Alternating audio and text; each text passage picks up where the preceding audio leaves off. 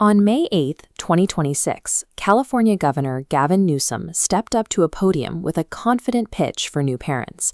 He announced the Golden State Start initiative.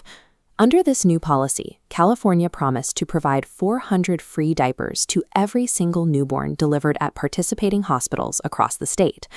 Before we look into how that promise is actually playing out, we want to thank the sponsor of today's investigation, Shasta Unfiltered. They are dedicated to providing honest news and accountability to the North State. When a politician announces a universally praised initiative where everyone seems to win, it usually pays to look closely at the paperwork. We need to see exactly where the public's money is going. To handle the massive logistics of procuring, warehousing, and distributing millions of these diapers, the state hand-selected a nonprofit organization called Baby to Baby. Baby to Baby is run by co-CEOs Nora Weinstein and Kelly Sawyer-Petrikoff. But to understand how this deal came together, we have to look at a completely separate organization, the California Partners Project. The California Partners Project is an influential nonprofit co-founded by California's first partner, Jennifer Siebel Newsom. And here is where the relationships overlap.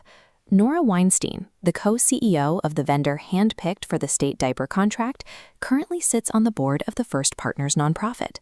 When a massive state contract goes to a nonprofit whose leadership shares board seats with the governor's family, it creates immediate questions about preferential treatment. To clear the air and maintain public trust, the government needs to provide total financial transparency. Let's look at the numbers. The first-year contract cost is $7.4 million for 40 million diapers.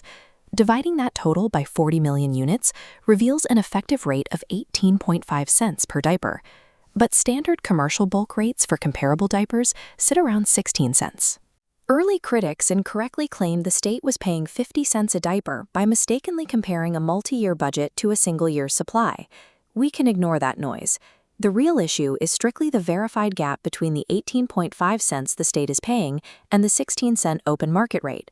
When a government pays a premium for a basic retail good, the public needs to see the bidding receipts. Reviewing the specific terms of the contract is the only way to justify that extra cost. So journalists asked for those receipts.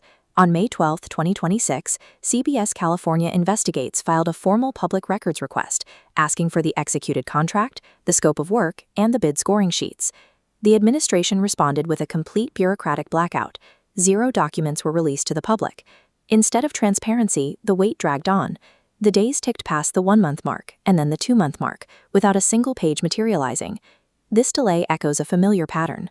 During the COVID-19 response, organizations tied to the governor's office routinely received controversial state contracts with limited competitive bidding. Delaying the release of basic paperwork for months takes a simple policy question and turns it into a deliberate effort to shield state contracting practices from scrutiny. The withheld documents reveal a broader issue. Sacramento consistently fails to be open with its citizens about where their money goes. Typically, standard government compliance for public records requests resolves within a 10 to 24-day window. Expanding this timeline reveals the administration's severe delay. The hold pushes past the legal window, sitting at over 60 days for non-classified documents. It's an extreme anomaly. Without those hidden documents, taxpayers cannot verify if the selection process was genuinely competitive or if the math makes any financial sense. California families deserve better than secret contracts and delayed accountability. If you agree, like this video, share it, and subscribe to the channel, and visit Shasta Unfiltered's website to support honest journalism and keep holding Sacramento accountable.